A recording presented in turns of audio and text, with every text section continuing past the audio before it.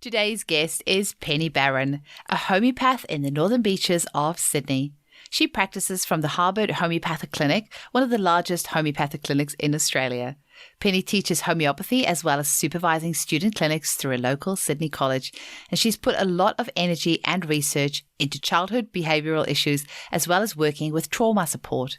Among the many and varied cases that have come her way over the past 18 years of practice, Penny has more recently developed a niche helping to support those suffering from Tourette syndrome. Using constitutional homeopathic remedies for aiding in the individual effects of Tourette syndrome, as well as nutritional support, plus a special weapon in the form of a potentized herb called clerodendron to combat tics, the combination of treatments can have a significant outcome on the severity of Tourette's symptoms. Please forward this episode to anyone you know who is currently suffering with tics or Tourette's. This episode is sure to give them a glimmer of hope. You can get in touch with Penny at hhcc.com.au. Enjoy the episode. Welcome to the Homeopathy Hangout, where we discuss all things homeopathy from around the world. And now my mum and your host, Eugenie Kruger. Hello, homies, and a very warm welcome to Homeopathy Hangouts. Today, we get to hang out with the lovely Penny Barron from Sydney. Welcome, Penny. Thank you, Eugenie. It's really good to be here. Well, I am really happy to have you on, and we've got lots of exciting things that we're going to be having a chat about today. But first off, can you please tell our listeners how you were first introduced to homeopathy? Yes. Well, when I was back at school, I knew I wanted to do something in the natural therapies. And my parents are very strong, conventional, intellectual types. So they wanted me to go to uni and become a doctor or something like that. And I remember saying to them, but I want to be a naturopath, because I remember seeing a naturopath picking up her child from school and, you know, she was wearing all this floral stuff and everybody was kind of looking at her like, who's that freak? But I was looking at her like, oh, she's just, you know, and I used to mix up weird concoctions in the backyard and stuff. Anyway, so a few years later, when I did go to uni, I studied chiropractic because that was apparently less boogly. Yeah. And after a couple of years, I went to the other side and started studying a naturopathy. So in, I think, about second year, everybody had to study homeopathy or a little bit of it. And I remember all my naturopathic friends complaining about how they had to do this weird subject. I was one of them, by the way. You were one of them? Not in your college, but I was the same in my naturopathic. I tried to get out of my homeopathy paper. Yes. So I joined in, but at the same time, there was this little part of me, and I remember one of my colleagues at the health food shop where I worked came down the stairs after seeing a client, and she said, if I have to tell one more effing person to eat effing broccoli, I'm going to explode. And I thought, oh, that's kind of how I feel. There's something about what I'm studying that's just not quite hitting the spot. And I'd fought so hard to get there. So anyway, first homeopathy lesson, within the first 5 minutes, I was like, this is it. This is it. And so I just continued with homeopathy and just loved every step of the way. Oh, that is so beautiful. And I so resonate with your story. It's exactly the same. And tell us a little bit. So because you also worked in health shops. I did my stint in health shops as well. I actually thought it was really helpful. I learned so much from that. But you also ended up at the Harbord Homeopathic Clinic, and we've had the lovely Lindley Jordan on and as well. But how did you end up there? And you've been there for quite a while. She is actually my hero. Oh. And when I was in my final year of homeopathy, there was this girl in my class. We were good friends. And she had been offered a job doing admin by Lindley. And she couldn't because she was working in her parents' shop. So she asked me, and I was like, oh, I'll give that a go. And I haven't looked back since. Oh, that's amazing. And did you say it was something like 20 years you've been there? 20 years. My daughter was 2. No, she was 1. She was 1 year old and she's now turning 21 this year. Oh, that's gorgeous. Well, we're actually looking for a receptionist at the moment. So if I'm really lucky, I would love to get somebody like you to come and work, with me. Lindley is very lucky to have somebody like you that's worked with her for such a long period of time, because you really get to know each other and how the other person works, and how amazing for her to have, sort of mentored you in all this time as well. Now, it's just a good place to work too. It's wonderful. Yeah. Now, you have a special place in your heart for treating children with pretty complex health conditions. Tell us a little bit about your journey into that, and specifically you were saying Tourette's and Pans and Pandas and ADHD, that sort of thing.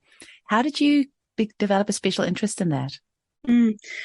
Initially, when I started working at the clinic, they focus a lot on ear issues. And so I've done a lot of ear treatments. But my true passion, especially once I'd had my kids, and one of them has a behavioural issue, and I learnt a lot very quickly about behavioural issues and decided that that's where I wanted to go. And I really resonated with that, and also with the mums having to deal with the kids with behaviour issues. And after a while, I found myself, would have been about 4 years ago, just kind of skimming this group on Facebook about Tourette's. And one of the women in that group contacted me because she wanted to try and work out a way to make a homeopathic potency, or a potentized preparation from this herb called Clerodendrum inermi. And I don't know if you've heard of that. I hadn't. I saw when you emailed me through, I had never heard of that. So can you just say the name again? Yeah, it's Clerodendrum inermi. And there's quite a few studies on it online. And it's got this amazing effect on tics, specifically tics, what I've come to find that are connected with Pandas and Pans onset Tourette's. So interesting. So this person mentioned it to you, and then do you use it in homeopathic potency, or how did you? All the time. Yeah, for my Tourette's clients. One of the things, though, I haven't been able to get my hands on a herbal tincture of it because it's just not available. And I've been making it up into a 1M potency, or even 10M, because what I found is those high potencies really work a lot better than the little 30Cs. They don't seem to do anything at all in a 30C. You can get it online in a 30C, but I haven't really found it works that well. But alongside a constitutional remedy, which doesn't necessarily do the whole job, this plant seems to be a specific tics brought on by Pandas Pans. That is so interesting. I wonder, for our listeners that don't know too much about Pans or Pandas, we have had a couple of episodes on it, and also maybe Tourette's. Can you tell them a little bit about what sort of symptoms you see in the clinic, what sort of things you find, might be predispose somebody to having these conditions, and what do you see in clinic? It's really interesting. One of the issues that I've found is a lot of the parents will say, oh yeah, they were fine, and then they got this illness, and then after that they just were never quite the same since, or they got a tick bite, or they had some kind of a trauma, and sometimes it can happen due to trauma. But what it does is either it, switches on some kind of genetic process, or causes, there's a whole lot of theories, but basically it causes a whole lot of behavioural changes. And so Pandas is pediatric acute onset neuropsychiatric disorder associated with strep. And then Pans is the same thing, but it can be basically any illness. So not necessarily associated with a strep. Yeah, that's right. So most kids, they cope with that fine. But then there's this one little subset of kids that have these symptoms that come on afterwards. So one of the symptoms that I've seen a lot of is a kid starting to wet the bed after being dry. That's a big one. And then there's, like the rages, the OCD type situation where an OCD isn't just needing to straighten picture frames. It's also, needing to take 2 steps forward and then tapping something on the ground, and then, doing a series of things. And if they can't do that, there's this sense of everything's going to go wrong, or the world's going to fall apart, or one of their loved ones will die. And there's all these beliefs around if they don't do it exactly the right way. And then, there are the rages the tantrums, just that feeling of nothing's right. It's not quite right. So there are a lot of theories around it. So some people reckon it's to do with an autoimmune thing. So there's these broad spectrum antibodies that get made, and they do. And one theory is that the broad spectrum antibiotics start to attack the brain tissue in certain areas, one of them, for movement, if tics are involved. There are other theories where there's this connection between the gut and the brain. So you've got leaky gut, right? And everybody kind of knows a little bit about leaky gut, where you've got the enterocytes, and they're like the sort of guards standing at the front. If those enterocytes aren't set together properly with their tight junctions, then, you've got these gaps between them, and you've got things getting through the gut that shouldn't be. I mean, there's a whole lot of other stuff involved as well with that. But one of the issues is that there's this link, this embryonic link between the gut barrier and the blood-brain barrier. So if you've got leaky gut, it's likely you've also got leaky blood-brain barrier too. So it's not just about trying to get rid of the disease. I know a lot of homeopaths will use, say, strep in potency to get rid of it, because a lot of these kids, they get better when they go on antibiotics. So that is one of the treatments that they use, but it doesn't really work because you've got to fix the terrain. Absolutely. Well, tell us a little bit about what some of the conventional options are. You mentioned the antibiotics, and I've had some clients with Pans and Pandas, and, the kiddies go on the antibiotics and the tics temporarily get better. But you know what? A few months later, sometimes not even a few months, sometimes a few weeks, those tics come back and worse. And now you have a gut that's been destroyed, and you have this kid with tics that are even worse. And if you keep going back to the pharmaceutical model, only thing they have to offer you is antibiotics. And I don't know, what other options, what other things have you found that your clients are on? What other sort of drugs? So clonidine and things like that. I don't know a huge amount about the drugs. Options, really, because that's something that I don't really go into. But ADHD drugs, they go into that. Antidepressants and all kinds of antipsychotics for the OCD. Anticonvulsant medication as well. Wow. It's just nuts. And some of the other ones are for suppressing their inappropriate urges and things like that. But they're kind of antipsychotic-y type things. Yeah. So these kids are on really hardcore medications. And when you see these families coming into your clinic, what sort of questions do you ask them? Because, when you mentioned about the almost sort of like the religious OCD type things where you have to tap this twice and then turn around and then do this. Otherwise your family is going to die.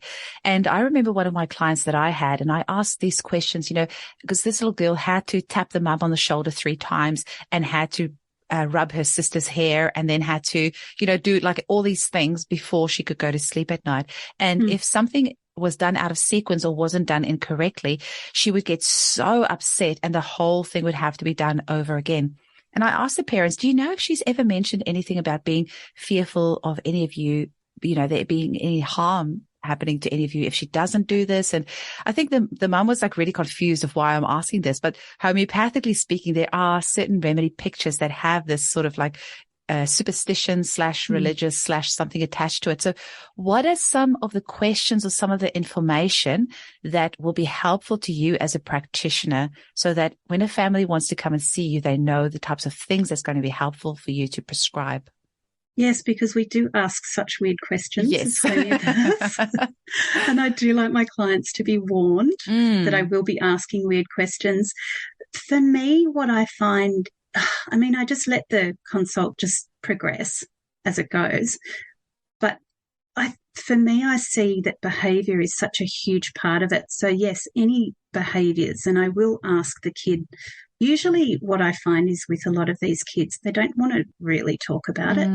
So I find I like to talk to the mum or the primary carer.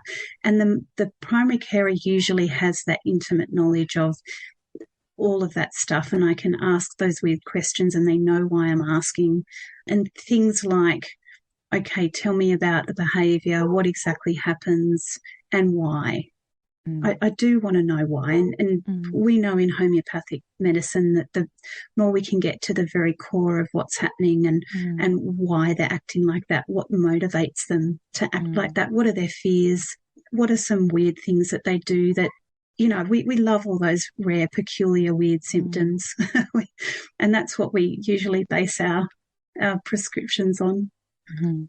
Absolutely. The tricky thing also is when it's your child, it's almost impossible for us to see something as unusual. So sometimes when you go to a homeopath and we ask, you know, what is there anything unusual about their behavior or anything strange or what really stands out?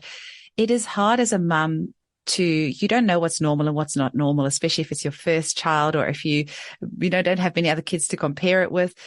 But so because what you see on a daily basis is just normal for you, but you kind of have to almost remove yourself from the situation, kind of pretend it's not your child, kind of go, okay, what does my child do? What is unusual? What's really standing out here to really help the homeopath see, you know, what is different about this case than, you know, the next case. And sometimes it's just about what's your favourite food, what kind of body temperature, what are your sweating patterns, skin issues, all of those, you know, bowel habits, all of those things that we just think are just normal. And parents will say, oh, never really thought about it like that before. Absolutely. And because, you know, how you said about just asking, you know, kind of why they're doing it. But a lot of these kids, they don't really know why they're doing it. And some of them might be nonverbal. Actually, there might be autism involved as well. And so it can be really hard to sometimes know that information. What sort of other questions would you ask families? I know there's going to be people listening to this thinking, I didn't think about seeing a homeopath for my child's, you know, Tourette's. What sort of other questions would you usually ask them? One of the things I notice is, especially when it's Pans or Pandas caused Tourette's, and that's the one that I have the most success with. I have to admit, with the other type that's not brought on by Pans, I'm still doing a lot of kind of seeking around that. But one of the biggest things that I notice with the Pans onset Tourette's is that when they get sick, when they get some kind of little illness, it brings the tics and the symptoms on 10 times worse. So that's something that they can look at. And I also want to look at how they get sick, how often and all of that kind of thing, what the snot's like. I want to know, you know, weird stuff like, do they take all their clothes off and show off their bits? Which is a really weird question to ask, but for homeopaths it's really, really useful. And that's one of the remedies. You know, there's a few remedies in that list. Yes. I've prescribed hyoscyamus a few times myself. And with that remedy, I always warn the parents, and I'm like, I'm going to ask you something weird, but it's just that if your child, I just need to know this will be an amazing remedy for them but usually with this remedy, there's some sort of almost sexual inappropriateness of some sort. So they will pull off their pants, or they will get out their bits, or they will rub themselves inappropriately on some piece of furniture. And whenever, like, the parents usually don't want to bring it up themselves. And it's usually only the second or third consultation if I suspect, you know, hyoscyamus. And I think, I'm going to have to ask this question because they're not bringing it out themselves. And then they'll go, oh, I didn't want to mention this too, but yes, the second they come home, they take their clothes off and, you know, rub themselves on the couch. I'm like, oh, I'm so glad you've shared that. This is a perfect remedy for you. And usually that's one of the things that will go when you prescribe that remedy. Hey. And it's the best thing to hear, actually, as a homeopath, because then you can go, oh, wow, that's, hyos. Awesome. Yeah, amazing. What sort of other questions would you ask in a consultation? I'm trying to, you know, because homeopathy this is what I'm trying to get across with this podcast, is trying to help the clients to help us to help them. So what sort of other information is going to be helpful for you to know? So what I normally start with is the pattern of the tics. What sets the tics off? What upsets the kid or the adult? That's really important, actually. Triggers. What kind of triggers do they have? And I know a lot of kids and adults are really uncomfortable talking about their triggers and their fears, but those kinds of things are really important. And also any traumas during pregnancy or the early years They're really important. And I know a lot of parents are really reluctant to talk about traumas and things that they might perceive as having done wrong. But actually, it's not that we're here to judge. So all of these weird questions that we're asking, it's not because we're here to judge. It's because we genuinely want to know it from a homeopathic point of view. So any perceived sort of mistakes in their parenting, it's not because of that kind of thing. It's because we want to know what sort of things have affected their, I guess, life wave to bring about this situation. And the more we can know about what's caused it, not just diseases and stuff like that, but also emotional underlying causes, that the better we can be prepared to delve into all of those details to make a good prescription. I know I sometimes I could see how hard it is for some clients to say, what the society may have perceived as mistakes that they've made, or once they become a little bit more crunchy and they realize how bad all the medications were they took in pregnancy, and they don't really want to, say that to the homeopath. I just wish I could make them understand that we have zero judgment. We just want to help. And the other thing, I always giggle. I'm like, it's not as if I'm perfect. I've done lots of stuff that I shouldn't have done. Like, by no means am I perfect. And if there's ever that illusion, please, any of my clients, I'm not going to share all the non-wonderful things that I've done in my life, but I'm not perfect either. So don't think by any means that I'm perfect or the things that I've done is perfect. We are just here to help, and you will probably never find a space as safe as a homeopath's clinic. Absolutely. And another thing, actually, Eugenie, you make a really good point. A lot of my clients come in and they want to tell me about how well they're doing and how much they're changing their natural tendencies by working so hard on themselves, on their kids to try and, I guess, compensate for their natures. Yeah. And as a homeopath, I'm also a naturopath and nutritionist, so they get a pat on the back from that side of me. But from the homeopathic side of me, I want them in all their uncompensated glory. I want to know if they feel like stabbing people. I want to know if their kid gets to Woolies and immediately throws themselves face down and screams. Exactly. Or wants to smear themselves with chocolate or poo paints. I want to know all that stuff. That's where the gold is. Yeah, it really is. Hey, because we have such good, we have got this excellent rubric in our repertory that says, delusion, he has been commanded by a mushroom to fall on his sword and kill himself.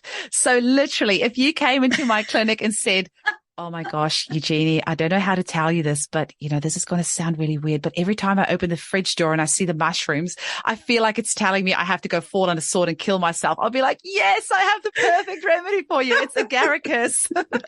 I thought it was agaricus. Yeah, so literally there's nothing you can tell us that will be too weird for us. I'm still waiting after 10 years for somebody to tell me something that shocks me. It has not happened. Yeah, the alien abductions and we have remedies for all that stuff. Yes, we do.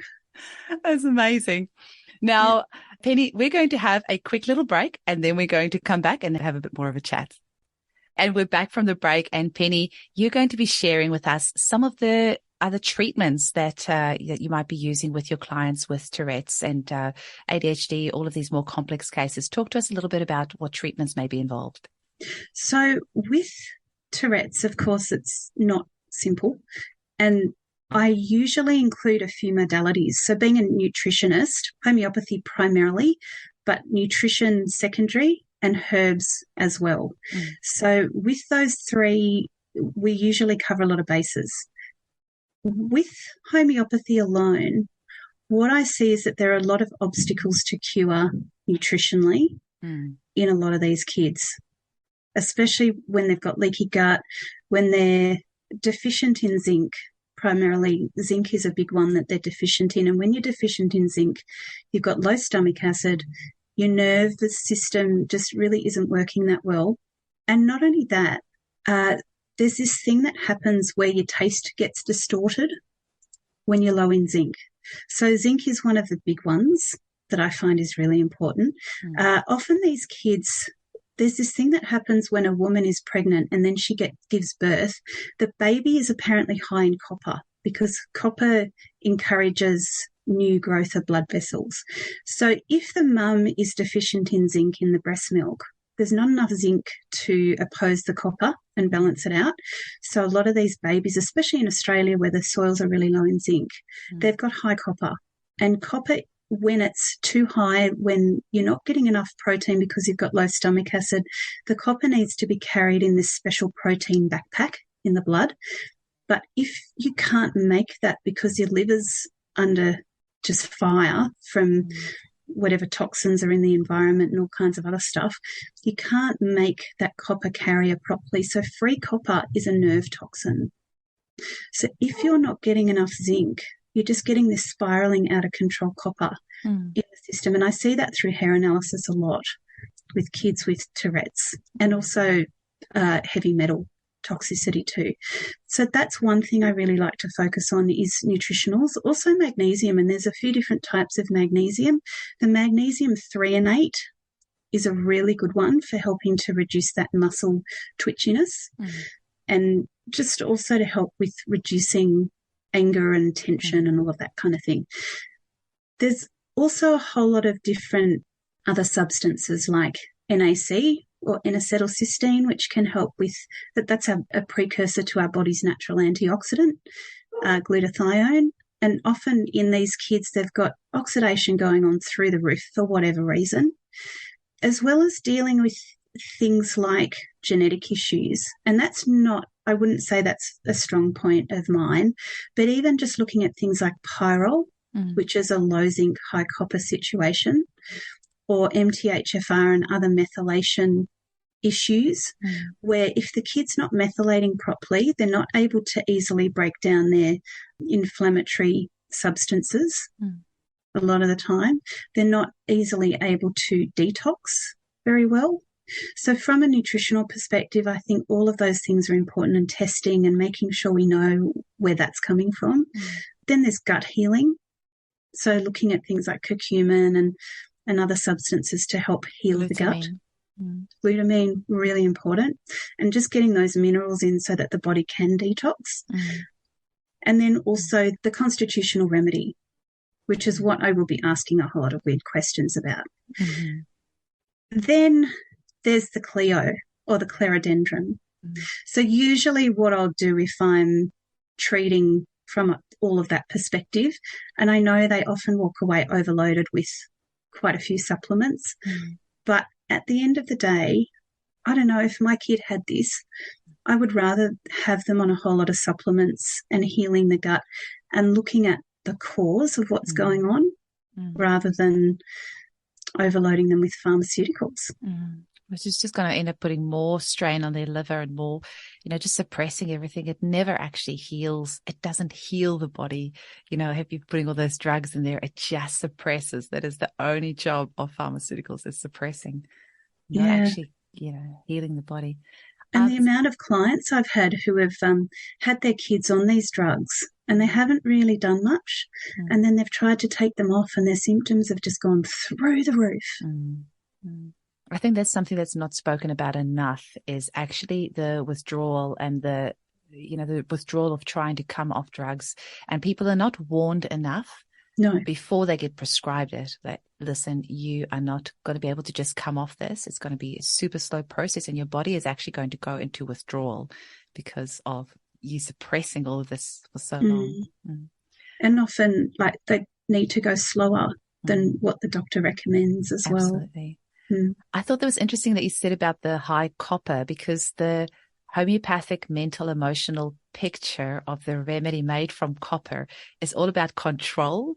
And I thought that was really interesting. If you just think of the mental emotional picture involved in, tics and OCD, and often, that control element to it of, no, I have to do this, and then I have to do this, and then I have to do that. Otherwise this is going to happen, or I'm not allowed to leave the house, or, it's very interesting.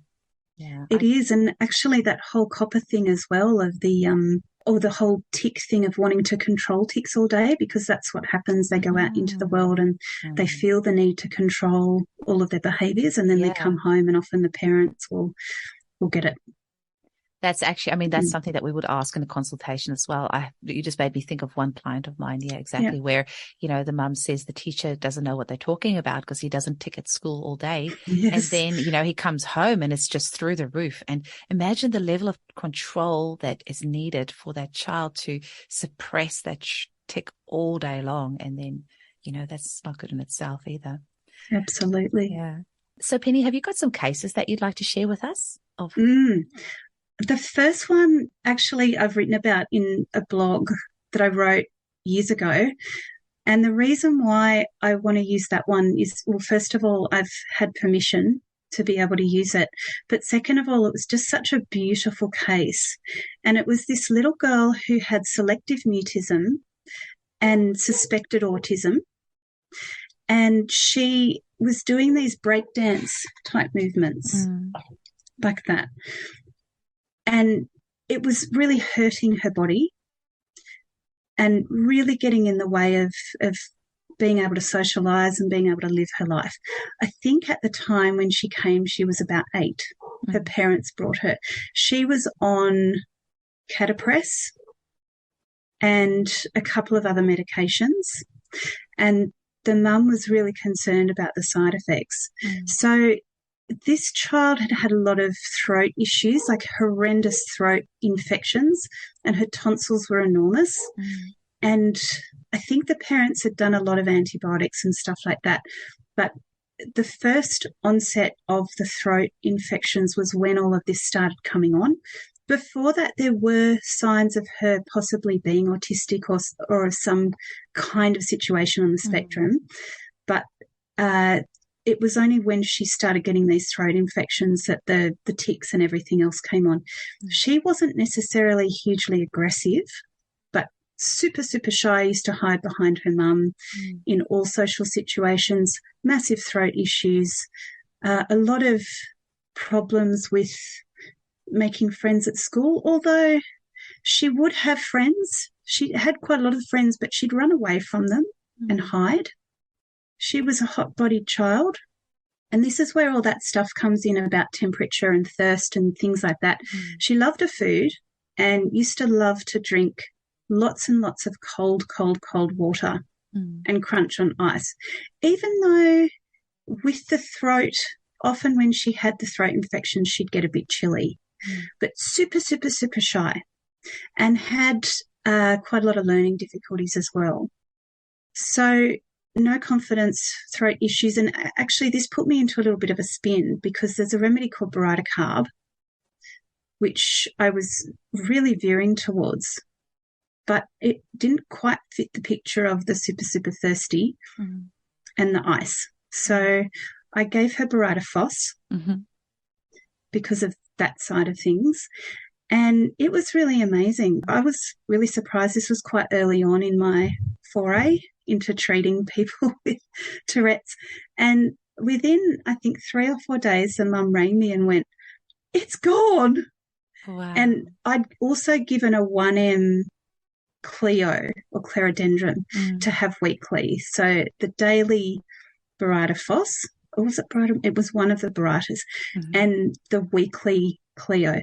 So the Baryta remedy settled down her. She became a lot more confident. And the thing with homeopathy is it didn't make her normal, in inverted commas. She still had her tendencies. It just took the edge off. But she became, you could really see over the months that she came back, you could really hear about her blossoming and coming out of herself and starting to initiate contact with other people, not hiding behind her mum so much. She stopped getting throat infections a while back, but after quite a while on the treatment, she started getting throat infections again. And actually, that's another thing I want to bring up because the mum was freaking out. And I was like, wow, that is awesome. I was like, what do you mean? And I said, it's an old symptom. And that's what you want. You want a return of old symptoms. You want the layers to peel off like an onion and get down to that kind of core of what was finally happening. And, of course, we had to go a whole lot more gently then because we didn't want to switch on or trigger massive throat infections, the poor kid. But after that massive throat infection, she just suddenly came out of herself and was doing things that she hadn't done in years. So it was this total kind of transformation, basically. And with the Cleo was this whole management thing where she'd give the 1M Cleo.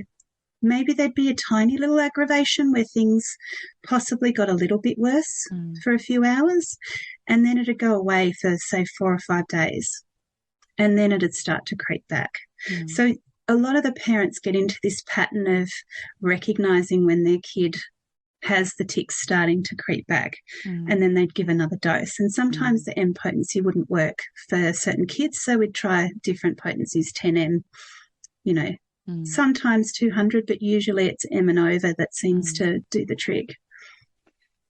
Oh, that was such a beautiful case. And that also gives me goosebumps, because this is why I do the podcast. I want the listeners to understand, because homeopathy is in its core very, very simple, but it is also very complex at the same time.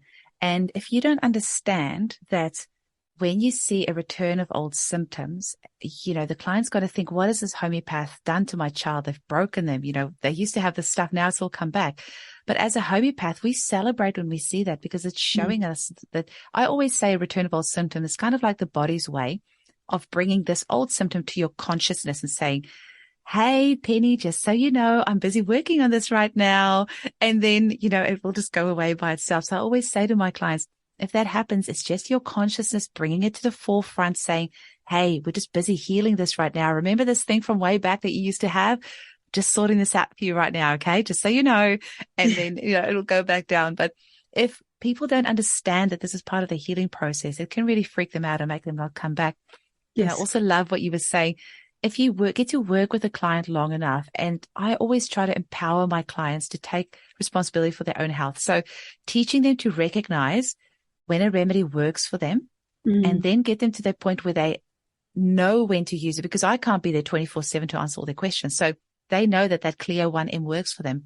But for them also to know if that stops working, it probably means we need to go up a potency, and just getting them involved in that process. So that story that you shared was that was gold. Yeah, thank you. And also with this girl, she was doing so well, her parents decided to halve her dose of catapress. And I got this frantic phone call from the mum saying, everything's a million times worse. What are we going to do? Oh, my God. And it turned out to be because she'd gone into withdrawals. So we had to manage that very carefully. And it was like a bit of a dance between the homeopathics and the catapress. And that's what I also love about homeopathy. I didn't use any herbs with her, only nutritionals and homeopathy, because she was on so many medications. I just didn't want to mess around with so many contraindications that if you're heading in the direction of herbs. Yeah. Herbs can often be a little bit too strong when you have a constitution that's that weak, and you give somebody herbs and it just completely, you know, sends them over the top. I have a lot of very sensitive clients, and they say they come to me because homeopathy works for them. If they take any supplements or any herbs, it's too strong for their body. They need more gentle methods. And kids don't generally like herbs very much. I mean, most adults don't either, but we at least know that herbs are good for us. So we can justify taking it. And I love herbs, you know, so I love them too. Tongue in cheek, yeah. So Penny, what is the message that you want to get across for our listeners today? One of the things that's really struck me about this whole journey, and not just into tics and Tourette's, but into behavioural issues and all of those complex things that kids and adults go through, is that they'll go to a doctor and they'll take drugs, and they'll come to me and they'll say, those pharmaceuticals, they gave me side effects. They didn't really do much. I've been seeing this doctor for years, on and off, and trying a million different things. I've really given it a good try, and the doctor's been there for me and giving me all these things, and none of them, or maybe some of them have worked, and I've got these side effects. Then they go to a natural therapist and they go once. Yeah, they expect them to fix them in one go.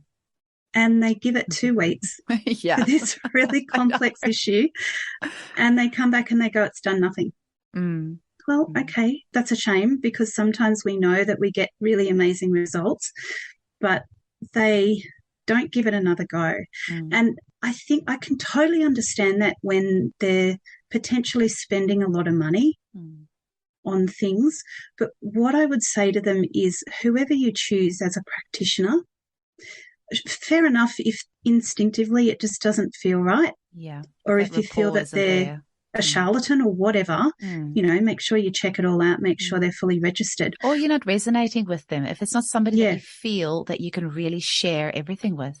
That's There's right. just not that resonance there for no other reason. They can be a great practitioner. They can be, you know, all your friends have gone to see them and everyone had great results, but maybe you just don't resonate with that practitioner. That's right. So there is that, and I totally hear that.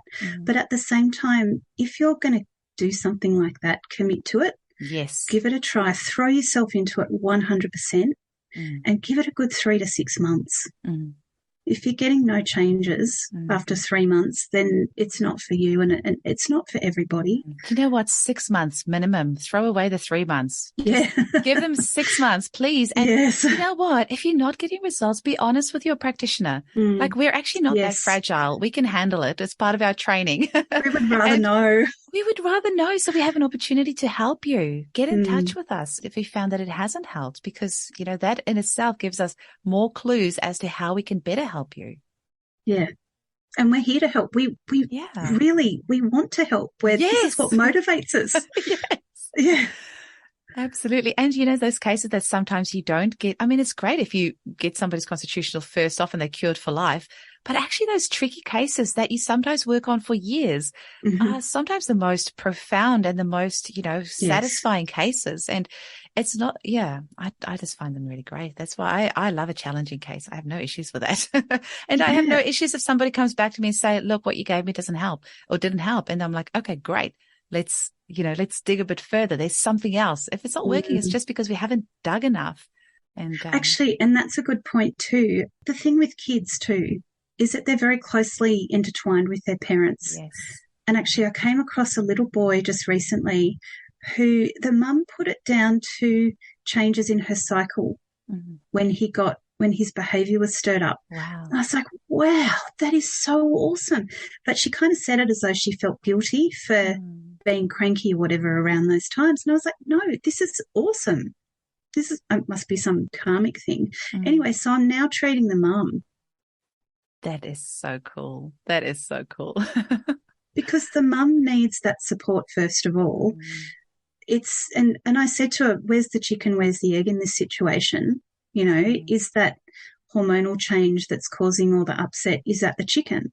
You know, where is it at? And she said, well, I think that's kind of part of the cause. Well, all right, I need to treat you. And it's not about the mum feeling guilty or anything. For me, doing something wrong or whatever, nothing like that. And I mean, my belief system is that we choose our people that we incarnate within this world, and we make soul contracts with our children. So, you know, if I had a client like that, all I would think about, I would never think, oh, the mum is terrible that she causes her child to have this reaction. No. All I think is these two beautiful souls that make this soul contract to come into this world together and teach each other. When I hear that, that's what I see in my mind. These two souls decided to come incarnate into this human form and teach each other something. So this is their contract they've made with each other. So, and I was so happy to hear that, because it gave me an idea of causations and where to go next.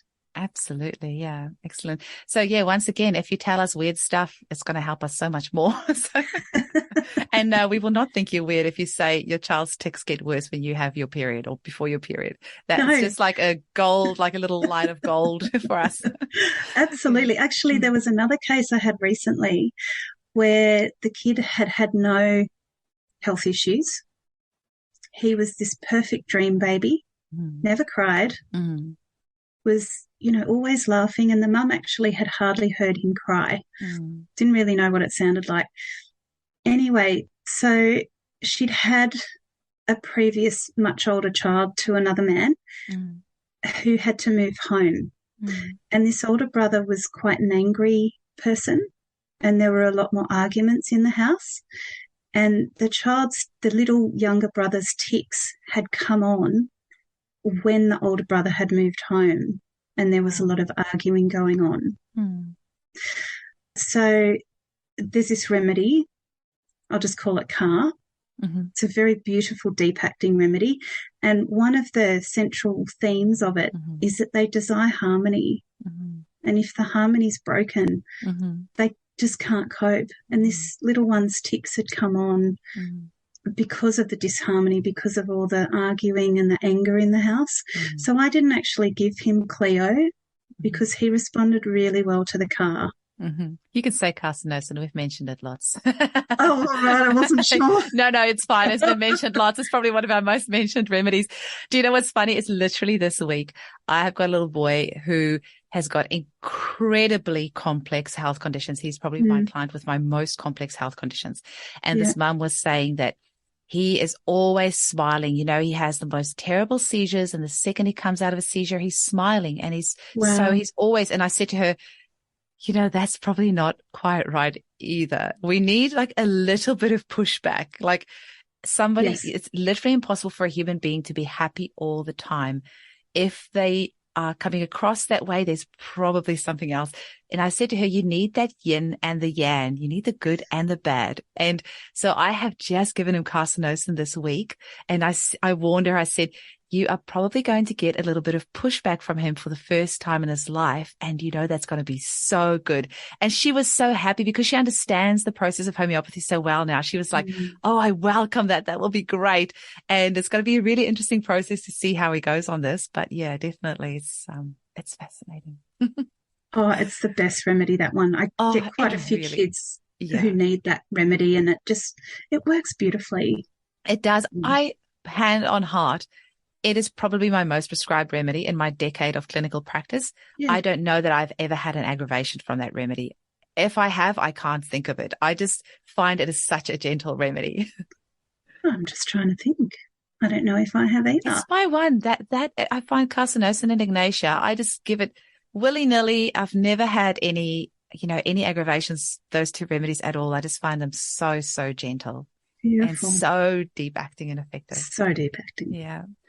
Penny, it has been super fun to chat with you today. Thank you so much for your time. And I really hope that today's message will bring a lot of hope to those families out there who have gone down the pharmaceutical route. They are not getting the answers they're seeking. They're seeing their child go downhill and they are wondering what else they can do. And if you are somebody listening to this and you have a friend who is going through this or a family member, please forward them this episode, get them to have a listen, and hopefully this gives them that glimmer of hope that they need. Thank you, Eugenie. It's been a pleasure. Such a pleasure. Chat soon. Bye. Bye.